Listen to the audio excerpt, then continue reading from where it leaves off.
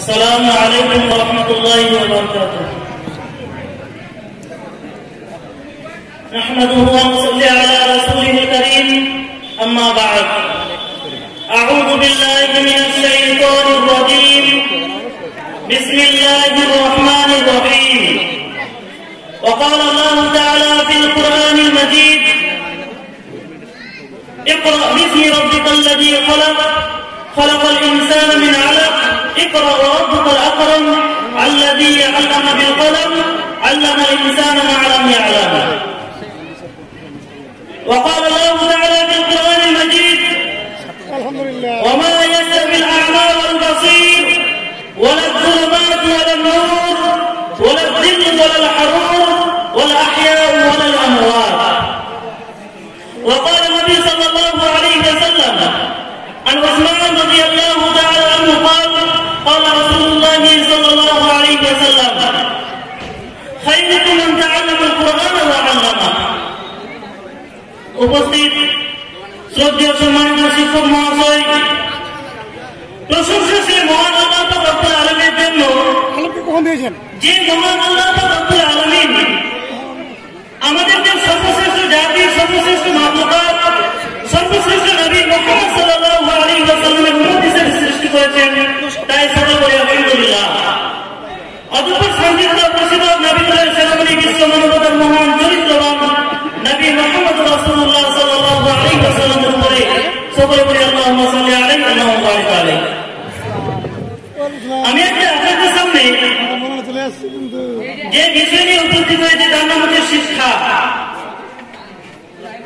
আমি শিক্ষার গুরুত্ব সম্পর্কে কোরআন ও হাদিস থেকে কিছু আলোচনা করবো ইনশাআল্লাহ। সর্বপ্রথমে আমরা জানবো শিক্ষার গুরুত্ব।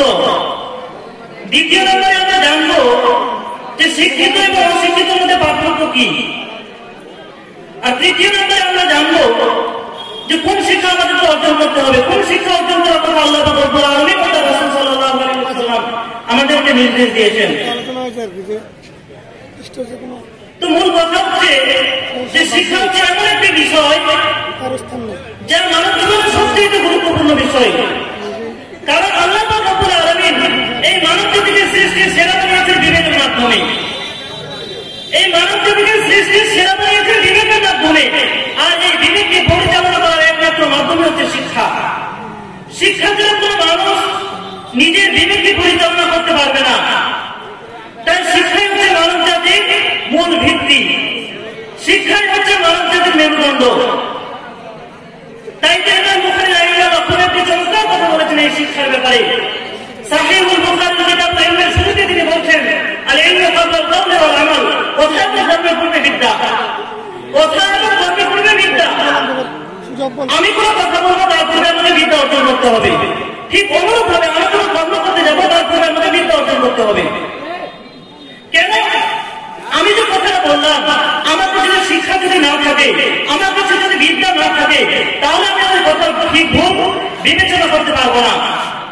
ঠিক অনুরূপ ভাবে আমি কোনো কর্ম করলাম, তারপরে যদি আমার কাছে যদি শিক্ষা না থাকে, তাহলে আমি ওই কর্মে জায়েজ না জায়েজ পার্থক্য করতে পারবো না।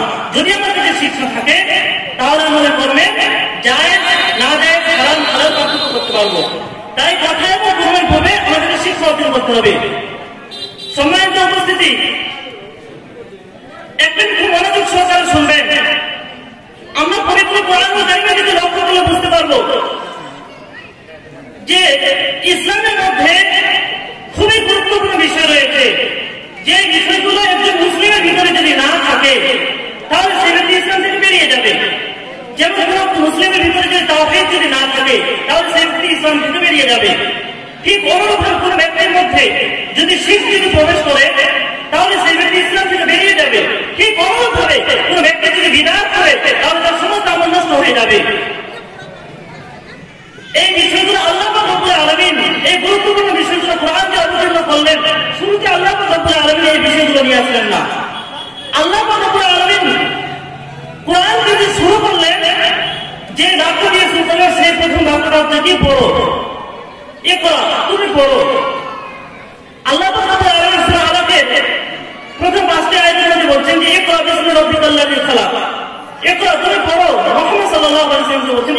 করো, পড়লে তুমি বুঝতে পারবে তাওহীদ কি জিনিস, পড়লে তুমি বুঝতে পারবে শিরক কি জিনিস, তুমি পড়ো আগে, পড়লে তুমি বুঝতে পারবে বিদআত কি জিনিস। তুমি আগে পড়ো, পড়লে তুমি বুঝতে পারবে যে ইসলামের হুকুম আহকামগুলো, ইসলামের বিধিবিধানগুলো তুমি বুঝতে পারবে। তুমি আগে পড়ো। আল্লাহ বলেন তোমার প্রভু নামে যিনি তোমাকে সৃষ্টি করেছেন, খলাকাল ইনসানা মিন আলাক, যিনি সৃষ্টি করেছেন মানব জাতিকে রক্তপিণ্ড হতে। ইকরা ওয়া রাব্বুকাল আকরাম, তোমার প্রভু নামে যিনি মহামহিমান্বিত, আল্লাযী আল্লামা বিল কলম, যিনি মানব জাতিকে কলমের মাধ্যমে শিক্ষা দিয়েছেন। আল্লামাল ইনসানা মা লাম ইয়ালাম, যেটা মানব জাতি জানতো না সেটা আল্লাহ রাব্বুল আলামিন মানব জাতিকে জানিয়েছেন। সম্মানিত উপস্থিতি, এই আয়াত থেকে আমরা বুঝতে পারলাম যে আমাদেরকে শিক্ষা অর্জন করতে হবে, যে কোনো মুহূর্তে, যে কোনো অবস্থায়, যে কোনো হালতে আমাদেরকে শিক্ষা অর্জন করতে হবে। কেন? আল্লাহ নবী সাল্লাল্লাহু আলাইহি ওয়াসাল্লাম বলেছেন, তালাবুল ইলমি ফরিদাতুন আলা কুল্লি মুসলিমিন, প্রত্যেক মুসলমানের জন্য শিক্ষা অর্জন করা ফরজ, প্রত্যেক মুসলমানের জন্য শিক্ষা অর্জন করা ফরজ। আজকে বর্তমান যুগে দেখা যায় অনেকেই মনে করে আমার বয়স 30 বছর হয়ে গেছে, আমার বয়স 40 বছর হয়ে গেছে, আমার বয়স 50 বছর হয়ে গেছে, আমি কিভাবে শিক্ষা অর্জন করতে পারবো? সম্মানিত উপস্থিতি, আপনার বয়স যদি 50 বছর হয় আর তখন যদি আপনি যদি নিজেকে মুসলিম বলে দাবি করেন, তখন আপনার উপরে শিক্ষা অর্জন করা ফরজ হয়ে যাবে। কারণ আল্লাহ রাসূল সাল্লাল্লাহু আলাইহি ওয়াসাল্লাম বলেছেন, তালাবুল ইলমি ফরিদাতুন আলা কুল্লি মুসলিম, প্রত্যেক মুসলমানের জন্য শিক্ষা অর্জন করা ফরজ। এখানে আল্লাহ নবী বলেননি যে তালাবুল ইলমি ফরিদাতুন আলা কুল্লি শাবাবিন, প্রত্যেক যুবকের জন্য শিক্ষা অর্জন করা ফরজ, এমনটা বলেননি। আল্লাহ নবী বলেছেন কি আলা কুল্লি মুসলিম, প্রত্যেক মুসলমানের জন্য, যারা নিজেকে মুসলিম বলে দাবি করবে তাদের জন্য শিক্ষা অর্জন করা ফরজ। তাই আমাদেরকে যে কোনো অবস্থায়, যে কোনো মুহূর্তে, যে কোনো হালতে আমাদেরকে শিক্ষা অর্জন করতে হবে। সম্মানিত উপস্থিতি, তাই আমরা শিক্ষার গুরুত্ব সম্পর্কে আমরা জানলাম। এবার আমরা জানবো যে শিক্ষিত ও অশিক্ষিতের মধ্যে পার্থক্য কি, যা আল্লাহ নিজে দিয়েছেন। খুবই গুরুত্বপূর্ণ কথা, খুবই গুরুত্বপূর্ণ আল্লাহ নিজে দিয়েছেন যে শিক্ষিত ও অশিক্ষিতের মধ্যে পার্থক্য। আল্লাহ বলছেন, কুল হাল ইয়াস্তাবিল্লাযীনা ইয়ালামুন ওয়াল্লাযীনা লা ইয়ালামুন, হে নবী তুমি বলো যারা জানে এবং যারা জানে না তারা কি কখনো সমান হতে পারে? যারা জানে এবং যারা জানে না তারা কি কখনো সমান হতে পারে? এই আয়াতের আরো বিস্তারিতভাবে আল্লাহ রাব্বুল আলামিন পার্থক্য দিচ্ছেন। আল্লাহ রাব্বুল আলামিন বলেন, ওয়া মা ইয়াস্তাবিল আ'মা ওয়াল বাসীর ওয়ালা যুলুমাতু ওয়াল নূর ওয়ালা যিল্লু ওয়াল হারুর ওয়ালা আহয়াউ ওয়াল আমওয়াত। আল্লাহ রাব্বুল আলামিন বলেন, ওয়া মা ইয়াস্তাবিল আ'মা ওয়াল বাসীর, চক্ষুমান আর অন্ধ ব্যক্তি কখনো কি সমান হতে পারে? চক্ষুমান মানে যারা চোখ দিয়ে সব কিছু দেখতে পারে, ঠিক সব কিছু বুঝতে পারে। আর অন্ধ মানে যারা কিছুই দেখতে পারে না, তার সামনে কাদা রয়েছে কি পানি রয়েছে, তার সামনে আগুন রয়েছে কি উচ্চা রয়েছে, কিছুই দেখতে পারে না। সে ব্যক্তি যেখানে ইচ্ছা সেখানে পা দিবে। ঠিক অনুভব হবে যারা সমাজে মূর্খ, অজ্ঞ, যাদের শিক্ষা নেই, বিদ্যা নেই, তাদের অবস্থান ঠিক অন্ধ ব্যক্তির মতো। আল্লাহ রাব্বুল আলামিন অন্ধ ব্যক্তিকে, ওই যারা সমাজে অশিক্ষিত, যারা মূর্খ, তাদেরকে আল্লাহ রাব্বুল আলামিন অন্ধ ব্যক্তির সঙ্গে সম্বোধন করলেন। তারা সমাজে কিছুই করতে পারবে না, ঠিক কিছু বুঝতেই পারবে না, এটা পাবেন না, এটা নেকি না, কিছুই বুঝতে পারবে না। আর চক্ষুমান মানে যারা চোখে সব দেখতে পারে, ঠিক সব কিছু পার্থক্য করতে পারবে। তারপরে পার্থক্য আল্লাহ রাব্বুল আলামিন দিচ্ছেন কি, ওয়ালা যুলুমাতু ওয়ালা নূর, আলো এবং অন্ধকার কখনো কি সমান হতে পারে? ওয়ালা যুলুমাতু ওয়ালা নূর, অন্ধকার আলো কি কখনো সমান হতে পারে?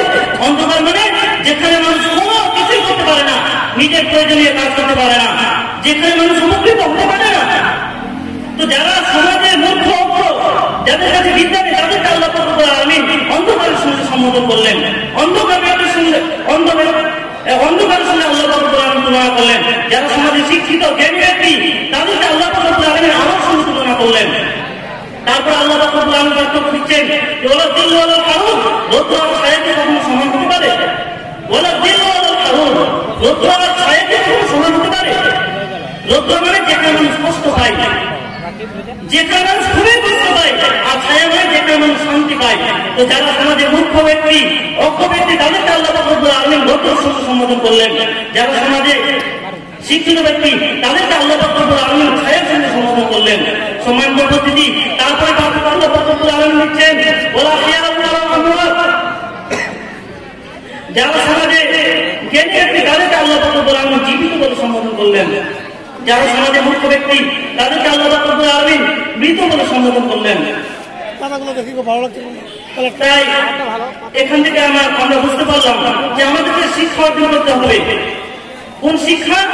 যে সেটা আল্লাহ এবং রাসূল সাল্লাল্লাহু আলাইহি ওয়াসাল্লাম দিয়েছেন। আর যেহেতু সময় খুব সংক্ষিপ্ত, তাই আমি আমার বক্তব্য বেশি আগে নিয়ে যেতে পারলাম না। অবশ্যই আল্লাহ রাব্বুল আলামিনের কাছে দোয়া করি, হে আল্লাহ আমাদের সকল মুসলমান ভাইদেরকে এবং বোনদেরকে আল্লাহ কোরআন ও হাদিসের শিক্ষা নিয়ে তৌফিক দান করুন। তাই সকলকে আমিন। এখান থেকে আমার বক্তব্য করছি। আসসালামু আলাইকুম।